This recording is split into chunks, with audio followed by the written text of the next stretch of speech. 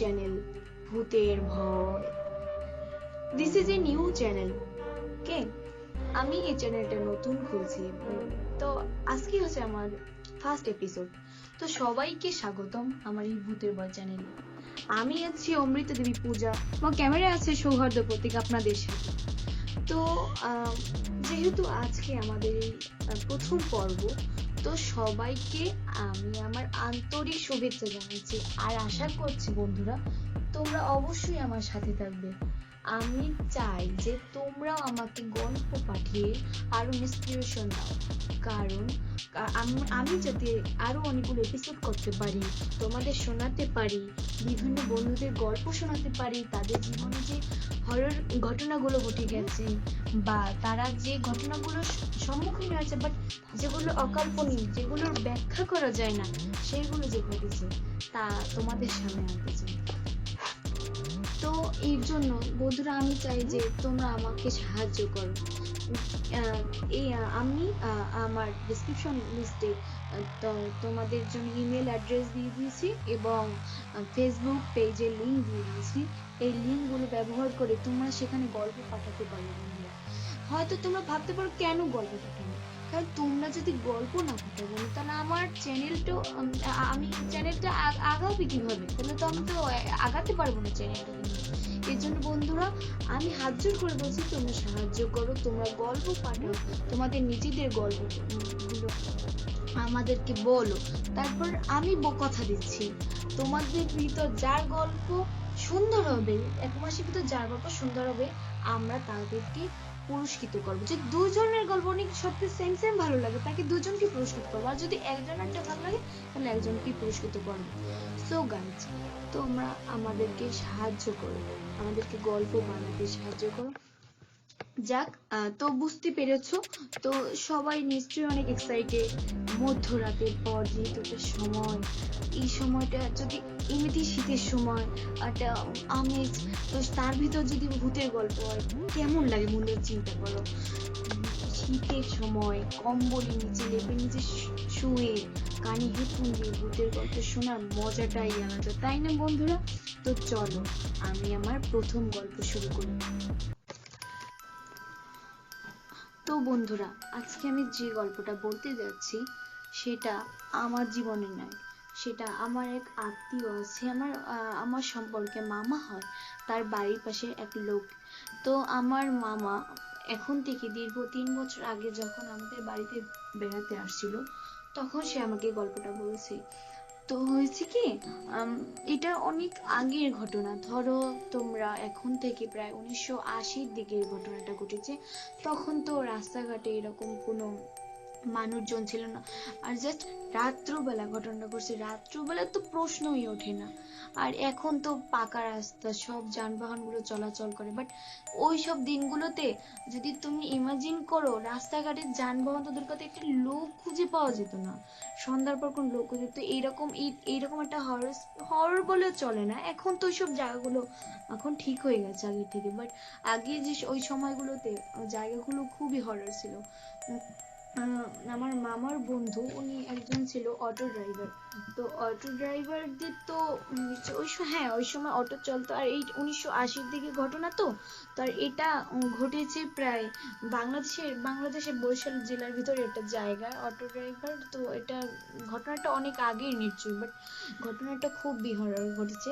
আমার মামাকে যখন বলেছে তো আমার মামা তো বিশ্বাসই করতে পারে না, বাট আমরা যখন শুনেছি আমরা বিশ্বাস করতে পারি না। আমরা জানি না যে তোমরা কতটুকু ভয় পাবে বা কতটা খুশি হবে গল্পটা শুনে, তবুও আমি আমার এক্সপিরিয়েন্স থেকে আমার জীবনে ঘটে যাওয়া কিছু হরর গল্প তোমাদেরকে শোনাবো, বা আজকেও শোনাচ্ছি কিছু গল্প যেগুলো আমার শোনা। তো শুরু করি বন্ধুরা। আমার মামা তো অটো ড্রাইভার ছিল, মামার বন্ধু অটো ড্রাইভার ছিল। তো সে হচ্ছিল কি তখন রাত 2টো বাজে। 2টো বাজার সময় তখন তো রাস্তাঘাটে কোনো মানুষ ছিল না, জাস্ট পাকা হয়েছে রাস্তা, নতুন রাস্তা। অনেকে জায়গাটার নাম তো খুব চেনা, এই জন্য আমি এক্সপ্লেন দিতে চাই না, আর লোকটার নাম বলাটা মানা আছে, এই জন্য আমি এর নামটা এক্সপ্লেন করতে চাই না। তো হয়েছে কি অনেক রাত, তো জায়গাটা ও সবাই পরিচিত, ওইখানে কোনো ধারে কাছে জনবসতি নেই এমন একটা রাস্তা। রাস্তার পাশে কোনো জনবসতি নেই, খুব নির্জন স্থান। হয়েছে কি, রাস্তার পাশে যে রাস্তাটা মোড় ছিল, ওই রাস্তাটার মোড়ে একটা বট গাছ ছিল আর একটা মাজার ছিল। তো ওই মাজারটা কি সবাই হরর নামে, তো তখন সবাই বলতো। আর আদিকালে মানুষ তো ভূতে খুবই বিশ্বাসী ছিল, তো তারা ভাবতো যে ওই জায়গাটায় ভূত আছে বা জিনপরি নাম এরকম কিছু একটা আছে। তো সবাই এর জন্য বিশ্বাস করতো বলে ওখান থেকে সন্ধ্যার পর কেউ যায় না, বা এমন এমন কিছু ঘটনা ওই সময় ঘটেছিল ওই জায়গাটাকে নিয়ে, যার জন্য সবাই খুব ভয় পেত। তো সেই দিন রাতে আমার মামার বন্ধু ওই ঘটনাটা জানতো, কিন্তু কিছু করার ছিল না। কারণ অটো রিক্সা চালায়, তাদের তো জীবনটা এরকমই হয়। কারণ জীবনে যারা যত কষ্ট করবে, যত আয় করবে, ততই তো তাদের জীবন তত সুখময় হবে, তাই না? তো অনেক রাতে তো কোনোদিনই এত রাতে থাকতো না বাইরে। ওই দিন রাতে হয়েছে কি, ঘরে উঠছে এই সময় একটা ফোন আসছে, তার খুব আত্মীয়, খুব কাছের একজন আত্মীয়। তো সে বলছে কি, ভাইয়া আপনি তো বাড়িতে আছেন, আমার তো খুব কষ্ট হচ্ছে। এটা বলা ভালো যে সে যারা তাকে কল করেছিল তারা তখন গেছিল, নেপালে গেছিল, নেপাল থেকে বেরিয়ে আসছিল। তো তখন তারা বরিশাল সদরে আসছে, আসার পর বলে কি, ভাইয়া আপনি আমাদের কি নিতে আসেন, নিতে আসলে তা আমাদের সুবিধা হতো। আর এখন তো এত রাত্রে ওই জায়গাটা থেকে কোনো যানবাহনও চলাফেরা করে না, তো আমি যাব কিভাবে ওই জায়গাটা থেকে? আপনি আর আমরা ফ্যামিলি তো 3 জন আছি, আমাদের একটা ছোট বাচ্চা আছে, তো কিভাবে আমরা যাব? তো এখন অটো ড্রাইভার বললো যে আমি চিন্তা করিনি, এত রাত তো হয়ে গেছে, আর এখান থেকে তো তুমি তো জানোই ভালো করে ঘটনা, এই রাস্তায় কেউ চলাফেরা করে না। তো দেখি আমি চেষ্টা করি যাইতে, যদি পারি তাহলে আমি তোমাকে জানাই দেবো পরে ফোন। তো এখন অটো ড্রাইভারটা চিন্তা করলো, তার যে স্ত্রী ছিল, স্ত্রী তাকে মানে যেতে সম্পূর্ণ মানা করে দিল। কারণ সবাই এই জায়গাটা খুবই ভয় পেত, আর জানে যে ওই রাত্রবেলা যদি কেউ যায় তাহলে না বেঁচে আসার সম্ভাবনা বেশিরভাগ, কারণ ওখান থেকে মানুষ রাতের বেলা বেঁচে ফিরে আসতে পারে না সহজে। তো হয়েছেটা কি, এখন অটো ড্রাইভারটা চিন্তা করছে যে আমি যদি না যাই তাহলে আমার পরিবারকে কে দেখবে, আমি যদি টাকা না আয় করতে পারি, আমার দুটো তো ছেলে মেয়ে আছে, তাদেরকে কে পড়াবে, কে খাওয়াবে? তো এই চিন্তা করে সে মানে কল দিল, ওই লোকটাদের কল দিল, তো বললো যে আমি আসছি। তো তখন বাজে হচ্ছে বরিশাল তো যাবে, তো এর জন্য তখন বাজে হয়েছে 5টা বাজে বিকেল। আর ওখান থেকে পথ হচ্ছে 1.5 ঘন্টার পর। তো 5টায় রওনা দিল, তো ওখানে গিয়ে বরিশাল সদরে 6:30 পৌঁছলো। পৌঁছানোর পর তো ওরা ওখানে খাওয়া দাওয়া করলো, তো অটো ড্রাইভার যে সেও ওখানে খাওয়া দাওয়া করলো একটা হোটেল থেকে। খাওয়া দাওয়া করার পর তারপর তারা রওনা দিল। তখন রাত প্রায় 10টা বাজে। 10টা বাজার পর সে লোকটাকে নিয়ে তার গ্রামের বাড়িতে দিয়ে আসলো। তার গ্রামের বাড়িতে ও মানে এই যে গ্রামের বাড়িতে এই পথে তার কোনো কিছু মনে হলো না, ঠিক ওই সেম জায়গাতে গিয়েছে যে জায়গাটা সে ভয় পেয়েছে। বাট যে যে গিয়েছে ওই লোকগুলোকে নিয়ে, তখন কোনো কিছু ঘটেনি, সবই স্বাভাবিক। তখন রাত 12টা বাজছে, দিয়ে আসে তাদের বাড়িতে, তখন ফিরে আসতে হবে। তো গ্রামের বাড়ি থেকে যে হরর প্লেসটা আছে, যার নাম আমি এক্সপ্লেন করতে চাই না, তো ওই প্লেসটায় যাইতে কমপক্ষে তাদের 1 ঘন্টা সময় লাগবে। তো এখান থেকেই অটো ড্রাইভার চালান। এখন তিনি মনে মনে ভাবছেন যে আমি যে এই গেলাম, তো আমি কি নিরাপদে ফিরতে পারবো, বা এখান থেকে তো অনেক মানুষ ভয় পেয়েছে, কিভাবে আমি ফিরে যাব? তো চিন্তা করার পর এখন ভাবলো যাক, যাই হোক না কেন এখন যেতেই হবে বাড়িতে, বাড়ির সবাই চিন্তা করছে, আরো কত না কি চিন্তা। বাট ওই সময় ছিল কি, ওনার অটোটা একটু মানে নতুন ডিজাইনের ছিল। হচ্ছে কি, মানে সাধারণত দেখি যে অটোটা খোলামেলা থাকে, বাট ওনার অটোটা ওইরকম ছিল না। ওনার অটোটা হচ্ছে কি, পাশ থেকে দুটো পর্দা টানা ছিল, পিছের থেকে হয়েছে কি, পিছের থেকে একটা কাঁচের মতো দেওয়া ছিল, যেটা থেকে মানে পিছের জানলাটা অনেকে কাঁচের মতো দেওয়া থাকে না, একটা পলিথিনের মতো, বাট ওনার কাঁচ দেওয়া ছিল, যে পাশে দুটো আয়না দেওয়া ছিল। তো হয়েছে উনি রওনা দিচ্ছে, আল্লাহর নাম করতেছে। পথে হয়েছে কি, একজনের সাথে দেখা হলো।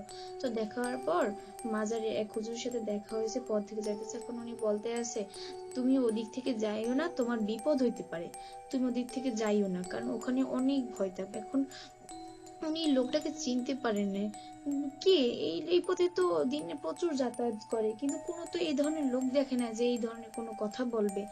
তারপর ভাবলো বলতেই পারে। এখন চিন্তা করছে, লোকটার কথা কোনো গায়ে লাগাইলো না। হয়েছে কি, আমি একটা কথা বলি, যে ঘটনাটা সম্মুখীন হয় নাই সে ওই ঘটনাটা বুঝতে পারে না কোনোদিনই। আপনারা নিজেদের কথা চিন্তা করে দেখবেন, কোনোদিনই কিন্তু কেউ বুঝতে পারে না ঘটনাটা। যে নিজের জীবন যদি ঘটে যায় তাহলে বুঝতে পারে যে ঘটনাটা কতটুকু সত্যি বা কতটা মিথ্যা, তখন সেটা থেকে বোঝা যায়। তো যে তখন উনি ওটাকে গায়ে লাগানো, ভাবলো কি না কি বললো, রাস্তার লোক পাগলও তো হইতে পারে। তো এই ধরনের বললে এখন উনি রওনা হইলো, গেল। পার হয়ে গেল 30 মিনিট, পার হয়ে এই বলে তারপর উনি তারপর একটু হাত মুখ ধুয়ে নিল, পাশে একটা দোকানে চা খেয়ে নিল, আবার রওনা দিল। তখন রাত 1:30 মতো বাজে। তখন উনি ওই জায়গাটা আসলো, তো ওই মাজারটার কাছে একটা বটগাছটা যেতে তখনও কিছু সময় বাকি আছে। তো ওই ধরেন ওখান থেকে যেতে প্রায় 2-3 মিনিট সময় বাকি আছে বটগাছটার কাছে যেতে। তো এই সময় উনি দূর থেকে দেখছে কি, মানে অনেক, তখন তো অনেক রাত, আর ওই সময় তো ওইরকম রোড লাইটও ছিল না। যে রোড লাইট গুলো এখন আপনারা দেখতে পান, রোড লাইট গুলো জ্বলে, বাট ওই সময় তো এরকম রোড লাইট ছিল না, বা এই ধরনের ইলেকট্রিক কোনো ব্যবস্থাও ছিল না। আগের দিনে তো মানুষগুলো হারিকেন বা এই ধরনের জ্বালাতো। আর যেহেতু রাস্তার পাশে কোনো ঘর নাই, তো জনমানুষ, তুমি দেখেছে একজন দাড়িওয়ালা হুজুর, অনেক বয়স্ক, উনি পথের মাঝে দাঁড়িয়ে। এখন উনি তো দেখে পুরো মানে ভয় পেয়ে গেছে যে এত রাতে কে আসতে পারে। তারপর উনি চিন্তা করলো, হুজুর মানুষ থাকতেই পারে রাতের বেলা, মসজিদে যায় না হুজুররা? অনেক হুজুর আছে যারা খুবই আল্লাহকে বিশ্বাস করেন। অনেক হুজুররা তো এভাবেই হয়, সবসময় মসজিদে থাকে। তো উনি ভাবলো এরকমই হয়তো কিছু হবে। আর পাশে যেহেতু একটা মসজিদও আছে, তো মসজিদে তো এখন হলো কি, এখন উনি চলছেন, তো যখন ওই হুজুরটার সামনে আসলো উনি হাত বাড়ালেন। এখন বাড়িয়ে লোকটাকে বললেন, তুমি কি আমাকে সামনে নিয়ে যেতে পারবে? আমার সামনে কাজ আছে, আমি তো এখানে আসছিলাম, আমার এখানে একটা দাওয়াত ছিল, এখানে একটা লোক মারা গেছে, তো আমি তার বাড়িতে আসছিলাম। এখন ওনার মনে পড়লো কি, ঠিক এখান থেকেই না কেমন একটা গা ছমছম করলো। আর ওনার মনে পড়লো সে ঘটনাগুলো যেগুলো আগে শুনেছে, যেখান থেকে অনেক মানুষের মৃতদেহ পাওয়া গেছে, বা অনেক মানুষ ভয় পেয়ে গেছে এই জায়গাগুলো। তারপর মনে করলো হুজুর মানুষ, এই ধরনের ঘটনা কি, আর উনি তো এইসব থেকে আরো বাঁচাতে পারবেন এই ভেবে, তো উনি নিলেন, ওনাকে ওনার অটোতে নিলেন। উনি বলেন যে সামনে বসবেন। অটো ড্রাইভার যে যতই হোক এত রাতে একটা মানুষ দেখছে, তো সামনে তো নেওয়াই যায় না অবশ্য, তো পিছে নিল। পিছে সিটে নেওয়ার পরে উনি বসলো, অটো চলছে। কিন্তু কিছু সময় পর অটো থেকে অটোটা হঠাৎ করে যেন ভারী হয়ে গেল। মনে হলো যেন অটোতে একজন লোক থাকলে যতটা ভারী লাগে ঠিক ততটা না, মনে হচ্ছে যেন এইখানে 4-5 জন লোক আছে।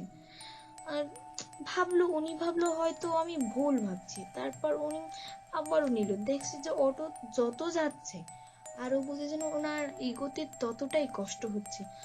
তারপর এই ভেবে উনি তো নিল। তারপর হঠাৎ করে শব্দ হলো, আসলো কিসের, মনে হলো যেন পিছন থেকে কেউ হাড় ভাঙছে। তারপর মানুষের কি বলবো, কাটছে, একটা গন্ধ আসছে, একটা বিচ্ছিরি গন্ধ। তোমার রক্ত পচে, সবাই রক্ত পচে যেরকম একটা গন্ধ আসে না, ওই রকম একটা গন্ধ আসছে হাড় ভাঙার। এখন উনি চিন্তা করে এত রাত্রে হুজুর পিছিয়ে কি হাড় ভাঙার শব্দটা আসবে কোথা থেকে। এখন ওনার মাথায় তো কিছুই ঢুকছে না, কি অবস্থা, এগুলো কি হচ্ছে। তো এখন হলো কি, উনি তারপর চালাই যাচ্ছে। আর ওনার কাছে একটা তবজি ছিল। আমি জানি না, আমি তো মুসলিম না, তো আমি বলতে পারবো না, আমি নিশ্চয়ই তবজি বলে ওটাকে। তো ওটা ছিল। এখন উনি চিন্তা করছে এখন এত রাতে যা চালাই যেতে চাচ্ছে। তো হঠাৎ করে ওনার লুকিং গ্লাস ছিল পাশে একটা, সাধারণত গাড়িতে যেভাবে লুকিং গ্লাস, ওইভাবে একটা লুকিং গ্লাস ছিল, ভিতর থেকে পিছন দিকে সব দেখা যায়। তো উনি যখন ওই লুকিং গ্লাসের দিকে তাকালো, মানে এমন একটা ঘটনা উনি দেখতে পেল যে বিশ্বাস করে উনি এটা দেখার জন্য কোনো দিনই প্রস্তুত ছিলেন না। স্বভাবত যে কোনো মানুষ, ওনার জায়গায় যদি যে কোনো মানুষই হতো না কেন, ওই ঘটনাগুলো যদি তার জীবনেও ঘটে যেত, কেউ প্রস্তুত ছিল না। এমন একটা ঘটনা ঘটে গেছে। উনি দেখলো কি, যে হুজুরটা পিছিয়ে আসছে ওখানে আর একটা হুজুর নেই। ওখানে 3-4টা লোক বসে আছে, আর তাদের গায়ে বড় বড় লোম, চোখ দুটো ঠিক আগুনের ঝলকের মতো, আর অনেক বাইরে বেরিয়ে আসছে, বড় বড় নখ। তো আর দেখছি কি এটা ছোট একটা বাচ্চার দেহ, একজনে এর হাতটাকে ভেঙে তারপর ওই মাংসগুলো খাচ্ছে, কেউ পা ভেঙে তারপর ওটা থেকে মাংস খাচ্ছে, আবার কেউ ও নাড়ি ভুড়ি বের করে খাচ্ছে। তো এটা দেখে উনি তো হতভম্ব হয়ে গেল। তো একটা জিনিস ছিল কি, তো ওনার হাতে তো তবজি ছিল, তো ওটা থেকে উনি বলল কি, এখন উনি চিন্তা করলো এখন যদি উনি না পালান তাহলে ওই ছেলেটা তো মারা গেছে, তো ওনার তো আর বেঁচে থাকার কোনো আশাই ছিল না। তো এই জন্য উনি করলো, উনি চিন্তা করলো যে কিছু তো একটা করতে হবে। এখন গাড়ির ব্রেক কষতে ছিল, বাট কিন্তু ওই টাইমে কোনো গাড়ির ব্রেক কষতেই চাইল না, ব্রেক যেন কাজই করছে না, ব্রেক ধরছে না, ব্রেক কাজ করছে না। এখন উনি কি করবেন, উনি তাড়াতাড়ি করলো কি, ওনার পাশে থেকে যে কাপড়টা আছে কাপড়টা উনি সরিয়ে দিয়ে তারপর লাফ দিলেন ওই দিকে অটো থেকে। তো অটো থেকে লাফ দেওয়ার পর উনি তো দৌড়াচ্ছেন, ওনার মনের মতো করে দৌড়াচ্ছেন, আশেপাশে কোনো জনমানব শূন্য, সব জায়গা পুরো খালি, কোনো ঘর বাড়ি মানুষ জনপথে কোনো কিছুই নেই। তো দৌড়াতে দৌড়াতে গিয়ে সামনে একটা দেখলো মসজিদ, মসজিদের সামনে গিয়ে দাঁড়ালো। দাঁড়ানোর পর তখন মসজিদে একজন লোক পাহারা দিত, পাহারা দেওয়ার পরে তখন লোকটাকে তো উনি খেয়ালি করে না, উনি যে তাড়াতাড়ি ওনার, ও হ্যাঁ একটা কথা বলে গেছি, উনি যে সময় পিছে দৌড়াচ্ছিলেন তখন ওই লোকগুলো ডাকছিল, তুই যাস না, তুই যাস না, তুই ভাবছিস কি তুই বেঁচে যাবি, তুই এইভাবে বাঁচতে পারবি না, তোকে তো ধরবই যেভাবে, তুই আজকে বাঁচবি, তুই কি প্রত্যেকদিন বাঁচতে পারবি, তোকে আর একদিন পাই তখন তোর বাঁচার কোনো সম্ভাবনা নেই। তো এইগুলো বলে উনি কোনো মতে মসজিদের ভিতর গিয়ে ঢুকেছে। তখন আজান দিয়ে দিছে, 5টার আজান।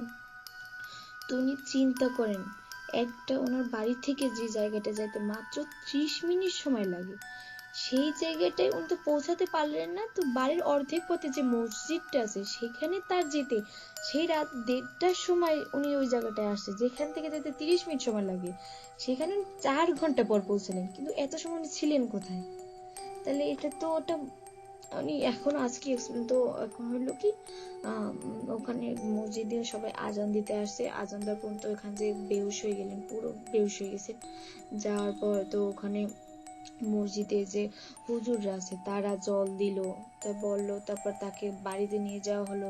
তারপর তার স্ত্রী কান্নাকাটি করছে, তার বেহুশ অবস্থায় ছিল প্রায় 2 দিনের মতো। তারপর জ্ঞান ফেরল, জ্ঞান ফেরার পর তিনি স্ত্রীকে বললেন, আমি যে কিভাবে মানে বেঁচে ফিরে এসেছি সেটা তুমি বলতে পারবে না, আমি তোমাকে বলতে পারবো না, আর তুমি এটা বলো বুঝতে পারবে না যে কিভাবে আসছি আমি, মানে সেই থেকে বাঁচছে ওগুলা থেকে। তো এখন হলো কি, মানে ওই দিনের পর ওনার প্রচুর জ্বর উঠলো, ওনার শরীর দিন দিন অসুস্থ হয়ে যাচ্ছে, স্ত্রী ভাবছেন যে কিছুটা করতে হবে। তো ওনাকে একটা হুজুরের কাছে নিয়ে গেলেন। তো উনি তো ওই দিনে কোনো ঘটনা এক্সপ্লেন করতে পারলেন না, শুধু ওইটুকুই বলেন যে কিভাবে আমি বেঁচে আসছি তুমি সেটাই তুমি মানে বিশ্বাস করতে পারবে না বললে। তো হুজুর তো ওর পর উনি আর কোনো কথাই বলতে পারতেন না, চুপ করে থাকতেন। তো একটু হুজুর কাছে নেওয়ার আগে পর্যন্ত উনি চুপ করে থাকতেন, এটা কোনো কথাটা তো কিছু বলতেন না। তো ওই দিনের পর হলো কি, হুজুরের কাছে নিয়ে গেল, হুজুর বলল, তুমি আসছো তো তুমি বেঁচে ফেলে কিভাবে, আমি তো এটাই বুঝতে পারলাম, তুমি যে জায়গা থেকে আসছো ওখান থেকে তো বেঁচে ফেরা সম্ভব না। তারপর এখন ওনার স্ত্রী তো বুঝতে পারলেন যে কি ঘটনা, কি বলছে হুজুর। তো এখন হুজুর বলল যে এইভাবে ওনাকে, যে এখানে যে বদজিন আছে, বদজিন তো অবশ্যই চিনো, যেটা যাদের উদ্দেশ্য খারাপ থাকে, তো ওনাকে ওইগুলোতে পেয়েছে। তো তুমি তো জানতে, তাও ওনাকে কেন যেতে দিলে? যা গেলে তারপর ওনাকে একটা তাবিজ দিল, তাবিজ দেওয়ার পর উনি ঠিক হয়ে গেলেন, আস্তে আস্তে কথা বললেন, অটো চালান। বাট ওই দিনের পর থেকে ওই রাস্তায় আর উনি কোনোদিনই রাত্রবেলা নামলেন না, সন্ধ্যার পরে উনি ঘর থেকেই বেরোন না। তো বন্ধুরা, আজকে আমার গল্পটা এই পর্যন্তই ছিল। আমি জানি না যে আমি তোমাদের কতটুকু মন জয় করতে পেরেছি, আর জানি না যে কতটা তোমাদের ভালো লাগছে, বা ভবিষ্যতে যখন গল্প বলবো কোনটা কতটা ভালো লাগবে। কিন্তু এখন একটা কথাই তোমাদের কাছে বলা, যে তোমরা আমাকে সাহায্য করো আমার নতুন চ্যানেল। তোমরা যদি গল্প না পাঠাও তাহলে আমি গল্প তো বানাতে পারবো না, কারণ একজন তো এতটাও জানা সম্ভব না যতটা একটা চ্যানেল চালাতে লাগে। তোমাদের এই, আর এটা তো আমার একার চ্যানেল না, তো তোমাদেরও চ্যানেল, তোমাদেরও একটা দায়িত্ব আছে গল্প পাঠানোর। আমি আশা করব তোমরা গল্প পাঠাবে। নিচে আমি ডিসক্রিপশন লিস্টে তোমাদের এখানে লিংক দিয়ে দেব, তোমরা দয়া করে তোমাদের গল্পগুলো পাঠাবে। আর যদি আমার এই গল্পটা ভালো লাগে তাহলে আমার চ্যানেলটাকে সাবস্ক্রাইব করো, লাইক দাও, আর কমেন্ট করো, এবং তোমার বন্ধুদের কাছে বা আত্মীয় স্বজনের কাছে গল্পটা শেয়ার করো। তোমরা শুধু সাবস্ক্রাইব না, আমাদের পাশে বন্ধু হয়ে থাকবে, আমাদেরকে উৎসাহ দেবে চ্যানেলটা নিয়ে আগিয়ে নিয়ে যাওয়ার জন্য। তারপর আমাদেরকে গল্প পাঠাও নতুন নতুন। আজকে এই পর্যন্তই, বিদায় বন্ধুরা।